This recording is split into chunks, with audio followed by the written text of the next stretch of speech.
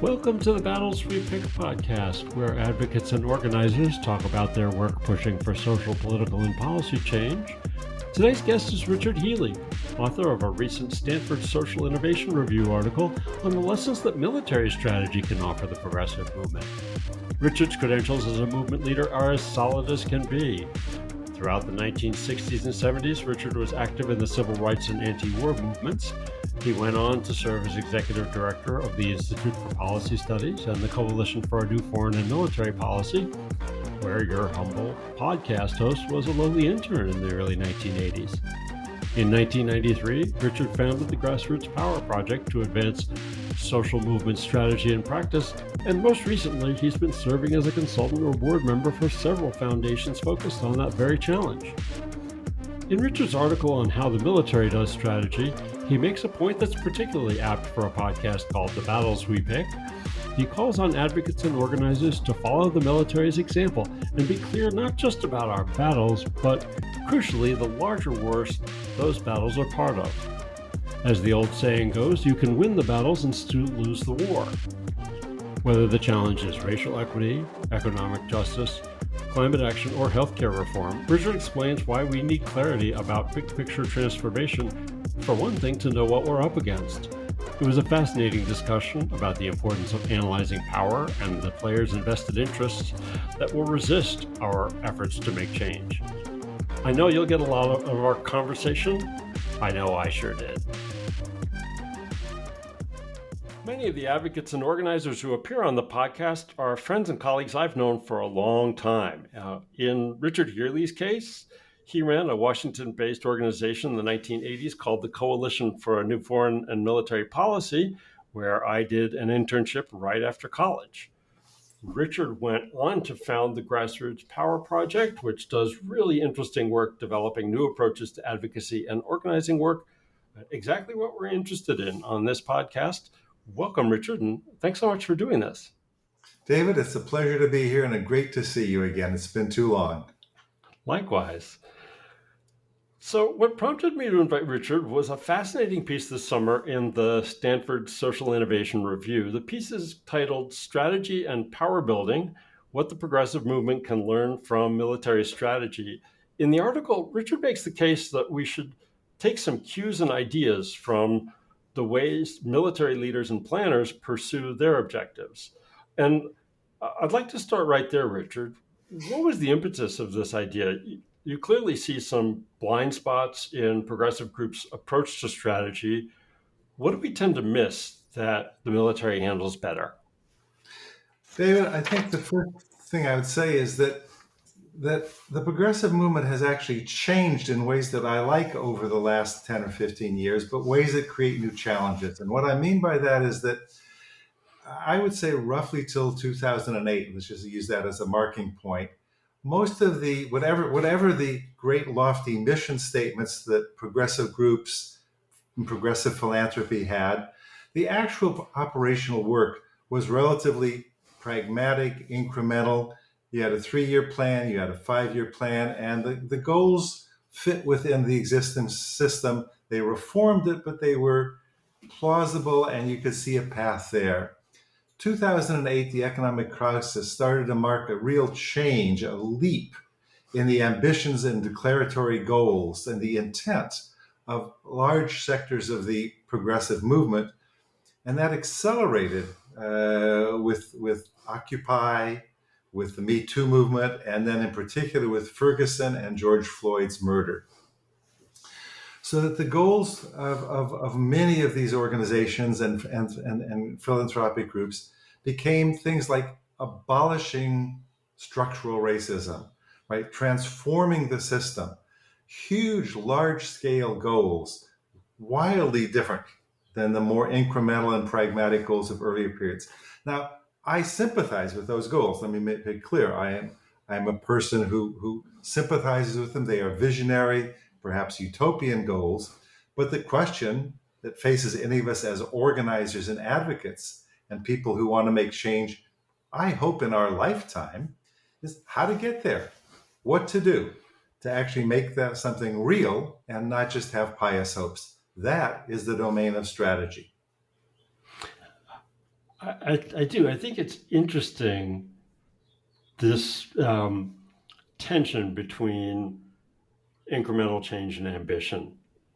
Um, it ends up being something that within the left we fight about too much. And I'm always wondering if there can be a more complementary relationship between those smaller wins and larger goals. But interesting that you mentioned um, Occupy, because the rap on them was that they failed, right? Because they didn't have any practical agenda. They didn't.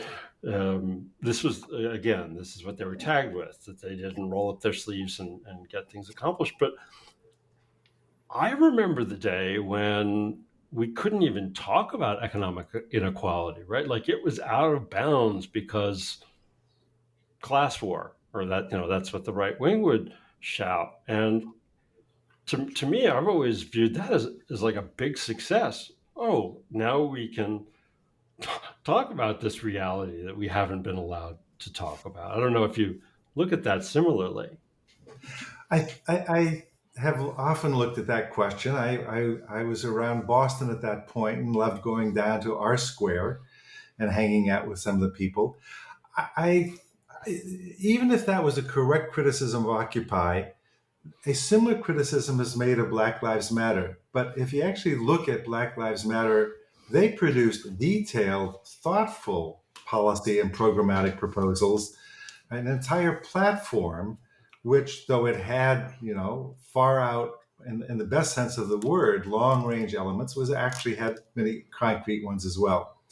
So I don't think it's easy to say that the problem with either group was that they were failures because they didn't have programmatic elements. I think the issue that I want to focus on in this time with you is rather and why I focused on the military and military strategy is because the first task when you start to think in long-term big transformational changes, right, is this question of, oh, do I have any idea of how to get there?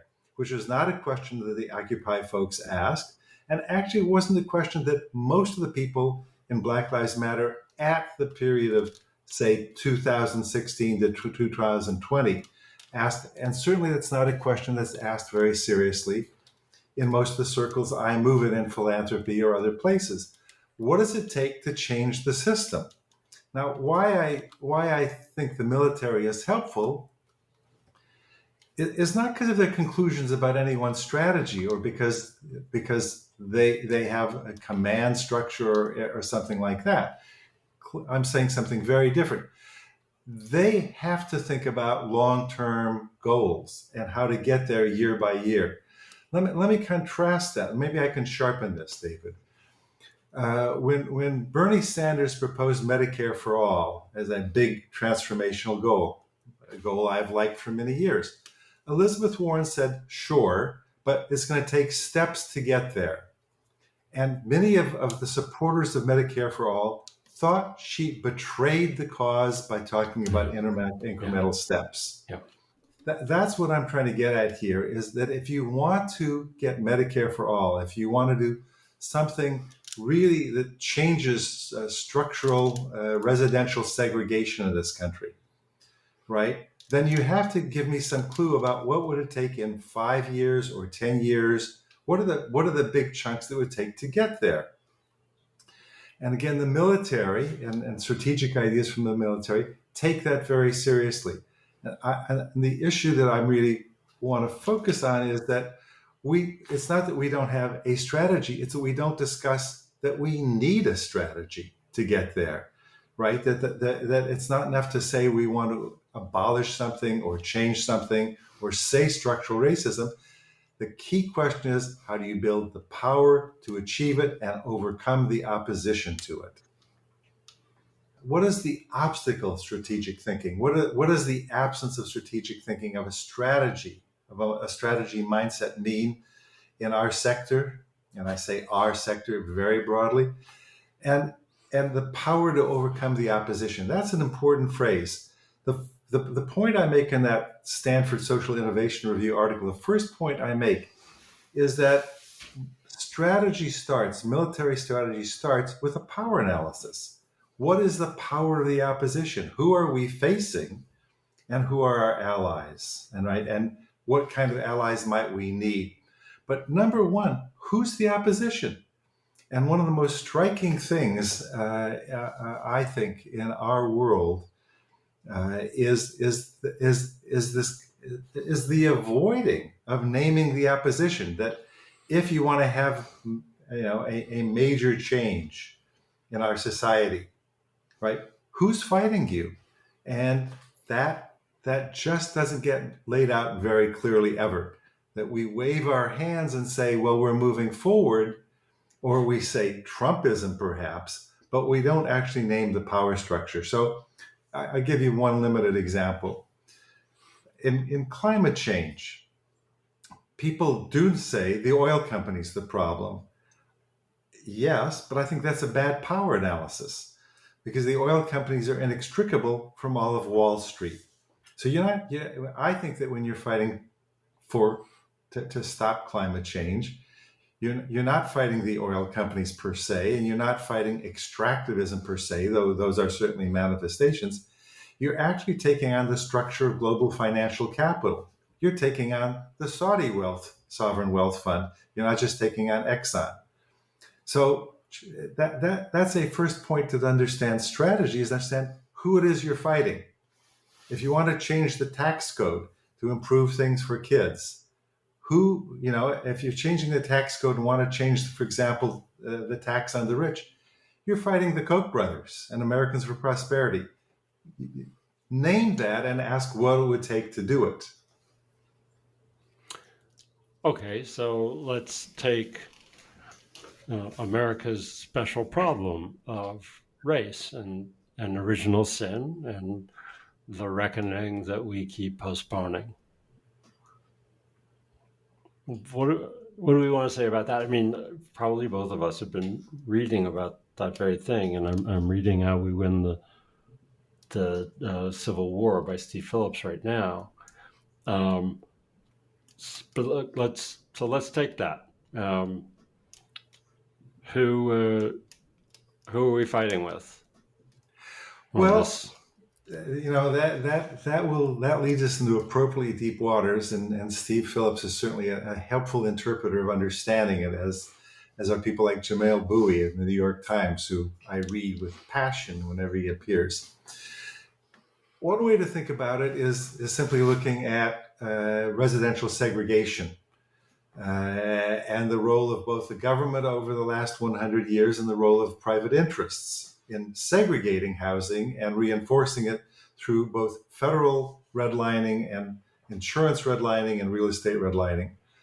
If you want to do something about structural racism, you're taking on all the forces of real estate, insurance, and banking that profit from the status quo, they're not necessarily invested personally in forcing Black people or brown people into worse housing, into concentrated areas of poverty. That's why we call it structural, right? But they're certainly interested in maintaining the status quo and the profitability of it, right? And very adverse to changing that, which would require truly titanic amounts of money. So you're fighting, in some sense, the banking and real estate interest when you start to get serious about residential segregation, which is one of the absolute linchpins of structural racism in this country and has been for 100 years, right? Reinforced in the migration, the Great Migration North, starting in World War I. And what goes right along with that, because we're talking about real estate and tax base, is the funding of schools. Exactly. So schools and segregation, residential, geographic segregation go hand in hand, as does healthcare. Right? Now, one of the things that is an interesting part of this question is power analysis of the opposition. We just named some of it. The other part is who are our allies, or who are potential allies in this? Because again, you're trying to build the power to overcome this deeply embedded system of structural racism as shorthand. Who are possible allies? Well, one of the striking things of the last 5 years is the extent to which white people in general are read out of the picture because of racism. For historical reasons, there's certainly a lot of accuracy in that, but there's also a complete failure to say, like with Jesse Jackson in 1984, 1988, if we want leadership of people of color, which we do, we want white people following them. Who are the white folks who are potential allies in this? It can't just be people of color leading this fight without anyone else except people of color following them. So again, the question of strategy says, think in terms of economic segregation, economic deprivation, the economics of grammar school to college, not just racial. So we actually have an opportunity to think that right now. We have one of those dreadful opportunities with the Supreme Court banning affirmative action in higher education, and I'm afraid more is to come, for example, in business affirmative action. Then I'm seizing a unhappy opportunity. I'm with Richard Kallenberg. Then how can we broaden affirmative action to be economic and use economic deprivation to broaden affirmative action, and actually think in terms of one more person, John Powell, brilliant professor at UC Berkeley now, who talks about targeted universalism. How can we have affirmative action programs that lift up everybody, but disproportionately lift up people of color and the people who most suffer disparities? So thinking again in incremental steps and broadening the base of allies who have a stake in this kind of change. So I think I hear you saying is that when confronted with something systemic and structural, right, which is daunting, right, the way you start to break it down is sectorally, right? I mean, you went to real estate to begin with, and obviously that relates to intergenerational wealth. Of course, the political problem that cuts across all the sectors is, why don't we call it, why does it always have to be about race, right? Which has always struck me. You know, what I want to say when I hear that is, this is the United States. I mean, you do know this is America we're talking about, right? Because, you know, just the whole idea that we don't have a lot to deal with still. I would interrupt to say, it's never not about race, but it's also never not about class. These two go back and forth. There's this famous quote from Stuart Hall, the great Jamaican British theorist, right? Race is the modality through which class is lived. I think that's very accurate. And we have to go back and forth between those two. And we have to do it in terms of both precision and analysis, but also where do you get the allies to transform this country? And you need a huge mass base and organizations to do it. And right now, some of the best ideas we've got fail because we have 50 plus one senator, and we can't get anything past the Senate. Back to your earlier question. But so there's nothing that isn't about race, but if you only deal with race, we can't build the power to change it. I want to win. I mean, again, I like the military. I want to tell me how we want to win. I don't want to just have good ideas. I want to win those ideas. I was going to say, I hear myself keep coming back to themes related to narrative and how, the power of established ways of looking and thinking at things, what we're allowed to talk about or not in that example of economic inequality. And here now, why you always have to talk about race similarly, right? That we just failed to own up to our history. There is a way in which painful as talking about race is, and as overdue as it is, and that we're not done with it, we won't be done with it for the next 100 years. There is one way in which talking about race lets us off the hook from talking about class, because in fact, corporations talk about race. I mean, corporations, have been, many of them, enthusiastic proponents of affirmative action and DEI efforts. What they don't talk about is this other word, this banned word in our discussion, which is capitalism. Right? We soften it with neoliberalism, and that gets discussed. But in fact, I still remember I was working in Wichita with this wonderful group in Wichita, part of National People's Action. And one of the grassroots folks said something about, in a workshop, said the word capitalism. And you could kind of hear this gasp in the room. This was probably 2009, around the economic crisis. Capitalism. Well, can you say that word? Is that allowed? And I was talking with the executive committee of a very, very big foundation just a year ago, and trying to talk about this notion of what can't be named, and that if you can't talk about at least neoliberalism, then you can't talk very much about strategy, because you can't talk about the forces that make our system so sticky. And the head investment guy said, "But Richard, I'm a capitalist. I love capitalism." And I said, "I understand that. Do we have to have the most brutal form of it? Can we discuss better forms of capitalism?" And there's kind of a shaking of the heads, and that's very difficult terrain. Whereas they were happy to talk about race. And I would argue that you can't really make progress on race unless you talk about at least neoliberalism, right?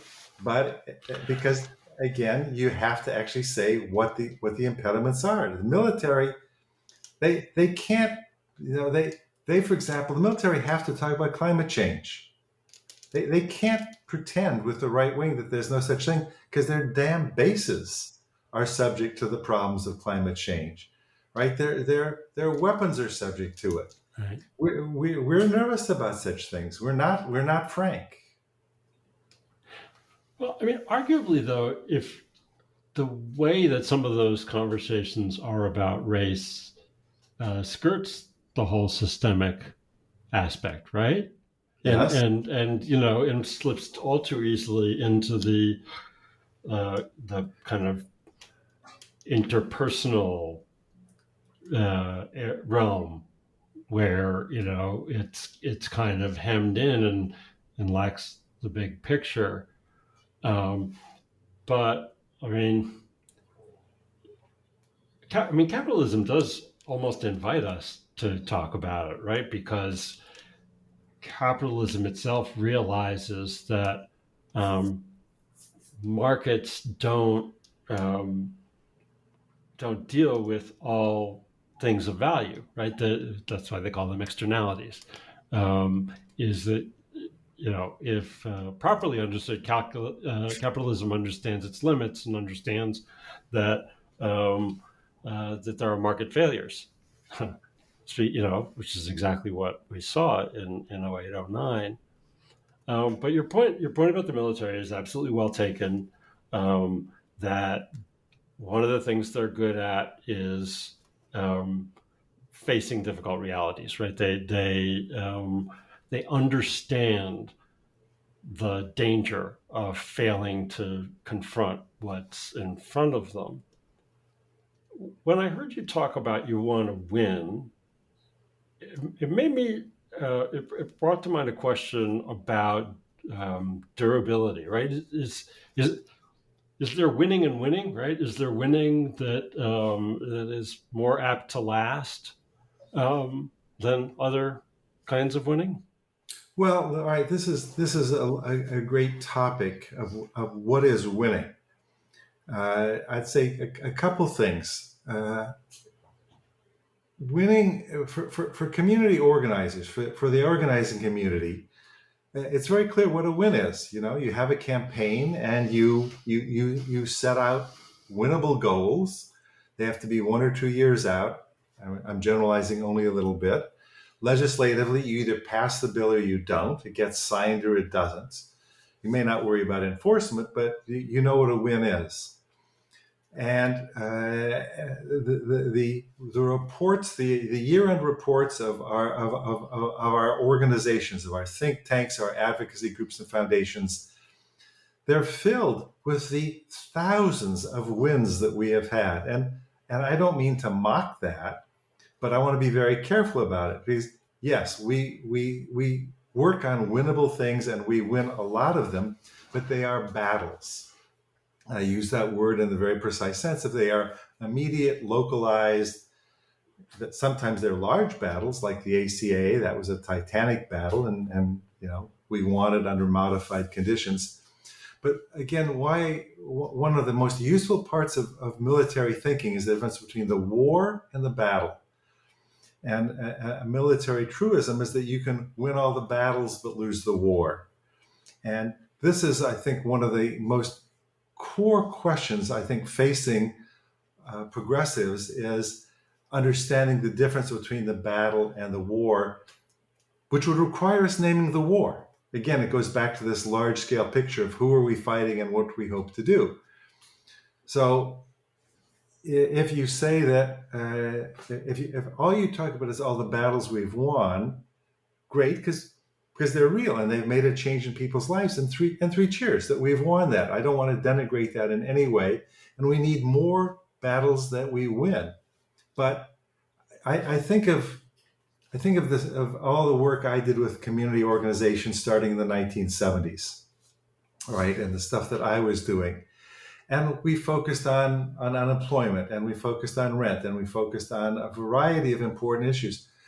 David, we didn't notice the start of what is now called neoliberalism. We didn't notice the start of the concerted attack on trade unions, right? We didn't notice that anything much had changed. We kept our eye on lots and lots of immediate fights, right? But, and then I think this was generally true of all the progressive groups I know, from Ralph Nader and the public interest groups that emerged, the congressional groups. We did great work. We missed the war, that capitalism was changing to a more brutal, harsh, market-driven form that was going to hurt all of our people deeply. So again, the difference between the battles and the war, and what does it take to fight a war, not just the battles. That's, to me, the essential issue facing us. Well, that's a great point. And this is starting to sound like a book club, this conversation, but I'm going to go ahead and name another book because it really was an eye-opener for me. And that was The Great Risk Shift, right? At Yale. Hacker and Pearson, the co-author. Thank you. Which really it did a great job. It said, hey, similar to what you're saying, what's going on here is that all of the risk of things happening in life and sort of social policy types of things is being shifted from the employer's responsibility, which used to be a little more robust and very much connected with the labor movement that you mentioned, and being put onto the households themselves. And surprise, surprise, so many households stretched so thin, living paycheck to paycheck. Let's go back to Medicare for All. It's funny because I think healthcare reform really tends to be paradigmatic for so many of these conversations, so many of these questions. Yes. I have a distinct memory as someone active in the Democratic Party here in my own state of Wisconsin, it's an important state politically, that you're in that conversation and you hear about Medicare for All as aspirational and an understanding that it's going to take some time. Yeah, okay, and I can, because single payer's been shown around the world to work, that does sound like the right war.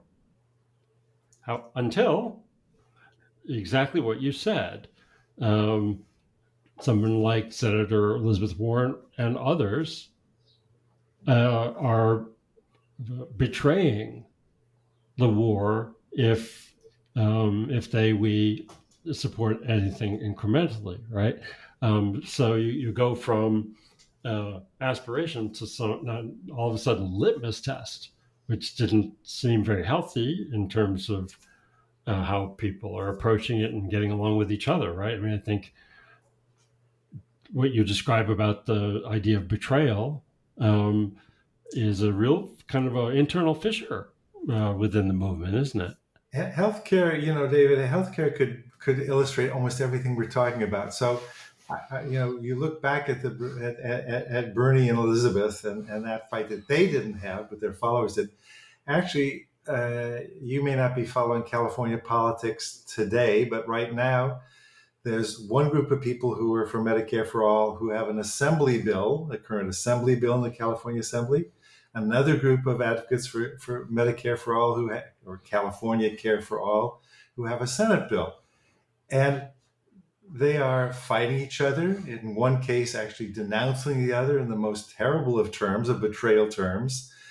And, it's like our side has once more turned on each other instead of figuring out how to move forward.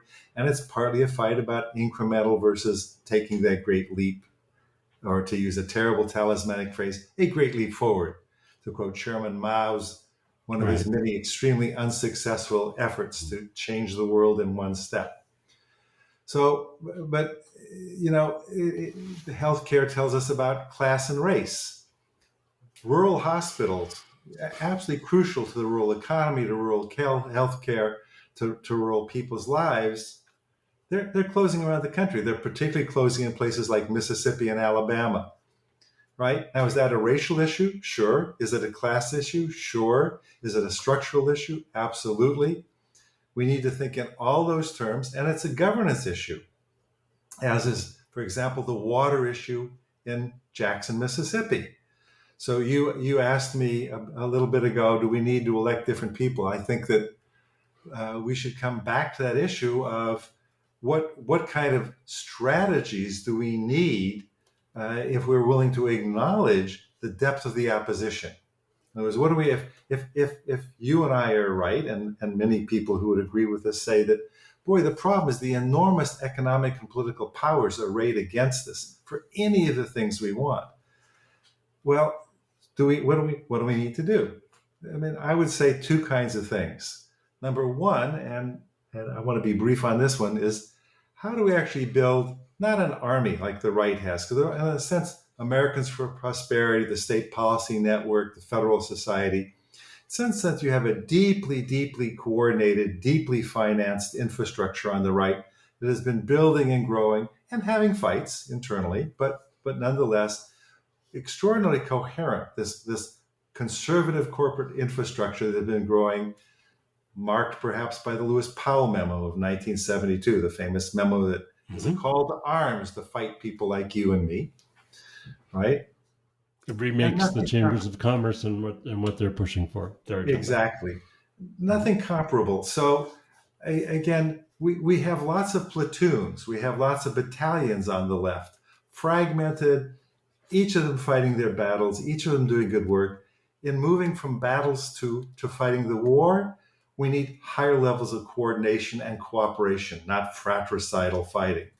But how do you start to build? How do both activist groups and foundations think in 5 and 10 and 20-year terms? And how do they work on long-term goals together, not short-term? But in particular, how do they make the transition to thinking about electoral politics as well? Because though I don't want to drop the topic of infrastructure, I think the most crucial thing right now to think about is actually political power and what is increasingly be called, and I suggest your listeners, take a look at and do a little digging into, are questions of governing power and co-governing. These terms which are emerging on the progressive side as a way of thinking about what it would actually take to win more. Because your earlier comment is exactly right. We don't have enough power with existing legislators to convince them to change their minds. Nothing is going to change Tommy Tuberville's block on military promotions, and never will. But this is actually even true with reasonable progressives. We need new people, and we need them to be in a different position. But the reason, let me try to be very precise. The reason is we need to use the power of government as a lever. What do levers do? They multiply power. You have a long lever. I put in 2 pounds of pressure on the other side of the lever. If it's long enough, you have 50 pounds being exerted. Levers multiply force, right? We need to multiply our force to being able to control some parts of government, right? So Minnesota right now, the Minnesota miracle, progressive Democrats, decent Democrats actually control all the branches of Minnesota government right now, and they are doing extraordinarily good things. Progressive movements themselves don't have more power per se than they had 2 years ago, but they're using the power of government. They have the capacity to multiply it to achieve these goals. So one of the things that we need to do, we in the progressive movement, is become more aware of the Democratic Party. Again, let me try to be precise in 2 specific ways. Number one, that they're the only vehicle we have around. Third parties, the Cornel West candidacy as an independent, are simply irrelevant or a disaster, and have been forever because of the nature of our 2-party system. And I'm sure your listeners are completely aware of the limits of our particular version of a 2-party system. So one, if you want to fight around electoral politics, you have to do what Bernie Sanders did, not what Cornel is doing now. You run inside the Democratic Party, or what could happen in some other states. But the other thing that of immediate concern, let's get a little more practical, is how do you deal with state Democratic parties, which we don't pay enough attention to? If you look at one reason why the House is controlled by the crazies right now, it's because we lost congressional seats in 3 states that we didn't have to in the last election. We lost congressional states in New York, Florida, and California. We often accuse the Democratic Party of bad politics. Maybe so. In this case, I would accuse them of incompetence. They simply didn't run competent state Democratic campaigns. And that doesn't have to be the case. You live in Wisconsin. Ben Wickler, something of a hero now in knowledgeable circles, is the head of the Wisconsin State Democratic Party. And he begins to show us what it means to fight for progressives in every district. Right? As do our brothers and sisters across the lake in Michigan. Exactly. Yeah. So if we're serious about starting to win wars, I say it plurally now, right, and build forces, we need to think state by state, and we need to have some interaction. Hard as it is, I don't want to minimize this. State Democratic parties are also entrenched bureaucracies. What happened in Nevada 4 years ago, where the left took over the Democratic Party in Nevada and didn't know what to do with it, or did it badly, and things got worse for the Democrats in Nevada, not better. So it turned out to be a left Pyrrhic victory and not a good one. But nonetheless, this seems to me, in terms of immediate strategy and midterm strategy, an absolute crucial area for us to work on is how we interact with state Democratic parties and to what extent we are inside them, what extent we are outside. That will be state by state, right? Again, Nevada is a cautionary tale. Wisconsin is a positive story. But this is the kind of thing we have to test. Each battle each fight is one that we have to look at and say, this is the direction we're going. Now what steps are tailored to this specific situation? When I was talking before about Medicare for all and is it an aspiration or is it a litmus test? That was reflecting actually a personal experience within the party and around passing resolutions. And I think it speaks to some really good questions you raise here about sort of how we view the party. I mean, I'm active. I actually chair an issues caucus, vice chair. I co-founded the Environmental Issues Caucus for the WISDAMs.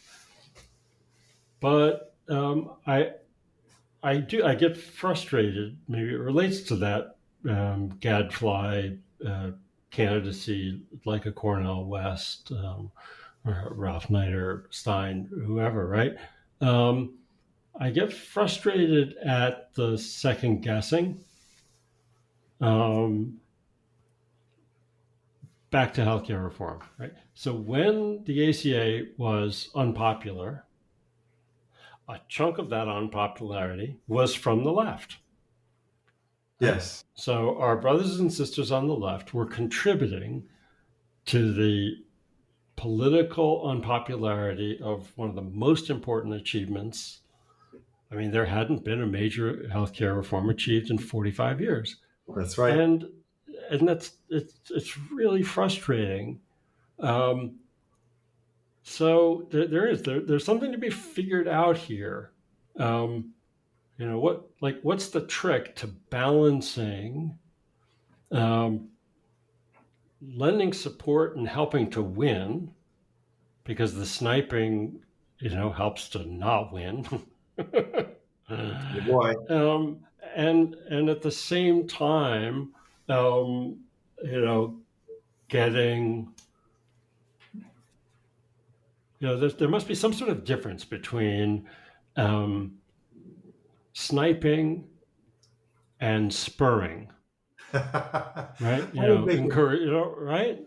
Yeah, I would offer what I hope is a constructive proposal around this.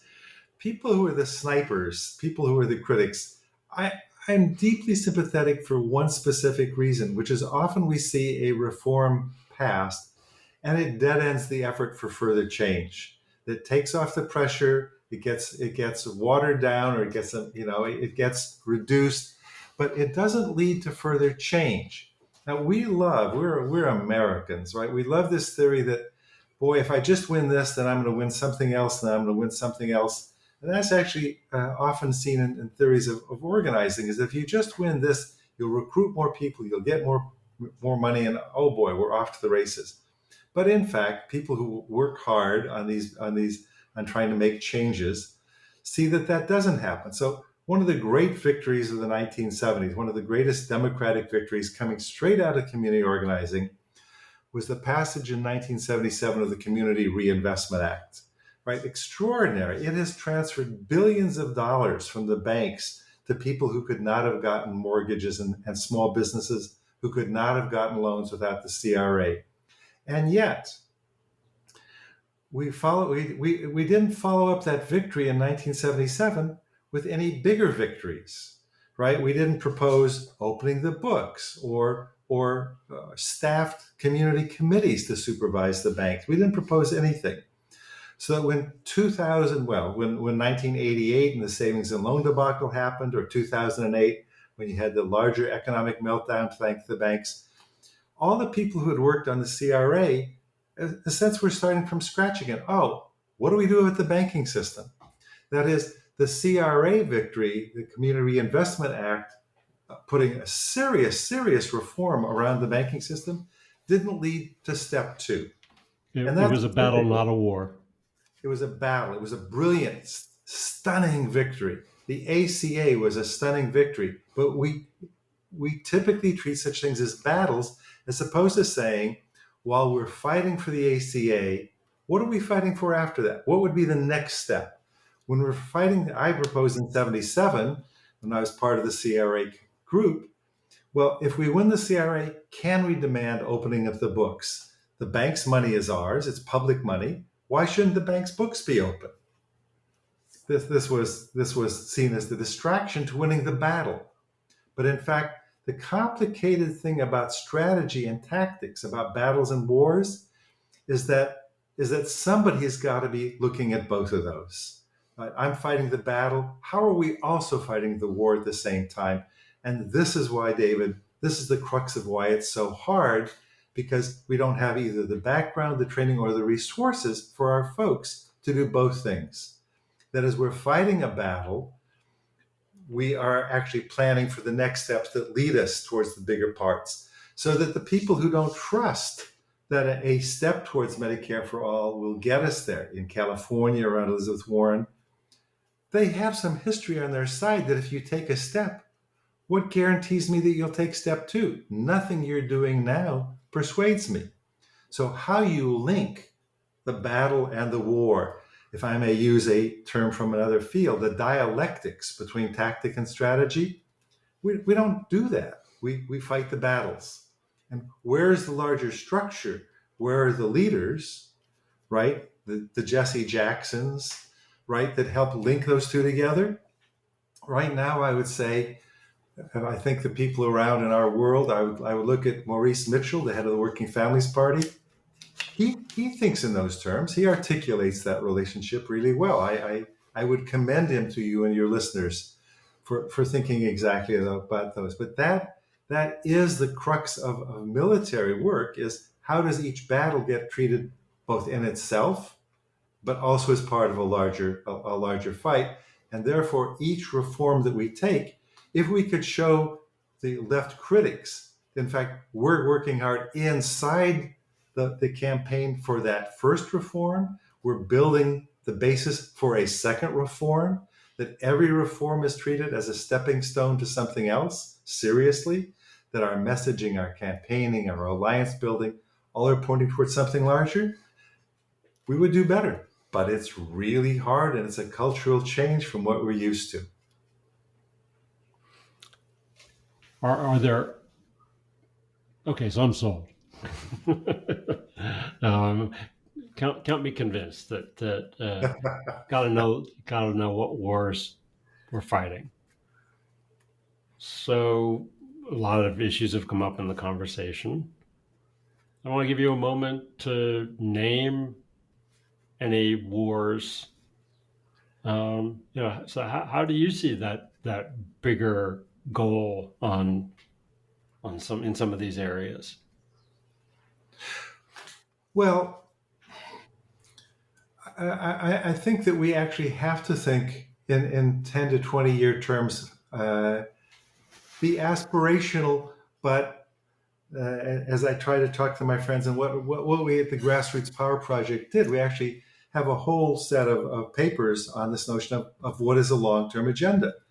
Name your aspirational goals. When I first did with National People's Action in 2012, we talked about 40-year goals. But then we backcast. We said, well, if you want to achieve those in 40 years, what are the major big steps that would have to have happened in 10 years to be plausible towards moving us towards the 40-year goals? Because 40-year goals is just like, wow, I want the good things in life. 10 years, then you have to start to be realistic. And then backcast some more to 5 years. 5 years, I can start to plan. But I'll give you one instance of the 10 to 20 year goals. If you want to achieve the good things in life 40 years from now, one of the things that you have to do in some sense, crucial, is help rebuild an American labor movement, because that's the only group in civil society with enough power to actually do what we're talking about. They have been crucial to most of the big changes we've had. The trend lines. Yeah. Let's grasp at a little good news here. So one of the things membership is going up after going down for years and years and years. That's right. No. Let's 3 cheers for the UAW right now. 3 cheers for 2.5 cheers for Joe Biden cheering them on. But I grew up in a family that said we have to repeal the Taft-Hartley Act, and in a lot of workshops that I've done over these years, people say, "Oh, Richard, what's the Taft-Hartley Act?"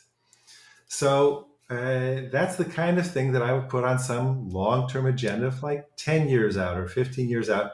Not that precisely, but what are the things what are the big legislative pieces that would empower our side in and of themselves? It would feed power back.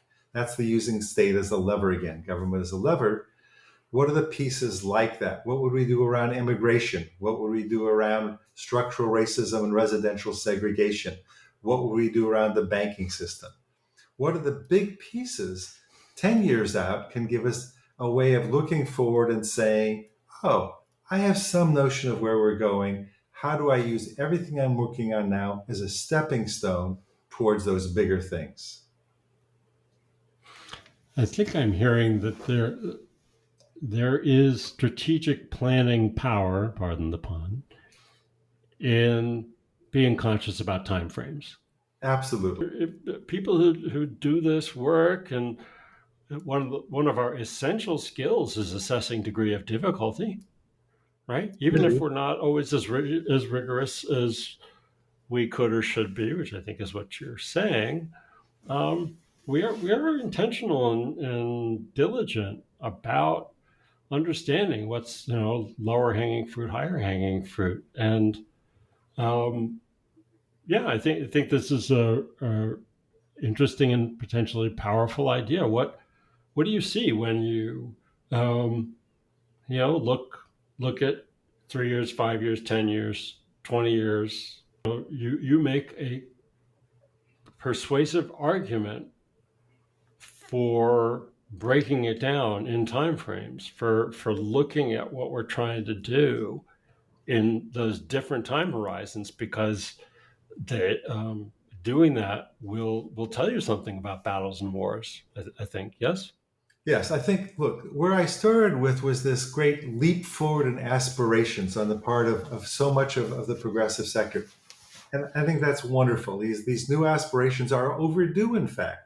Aspirations around structural racism, around wealth, baby bonds as something around that, around reparations. The aspirations are fantastic.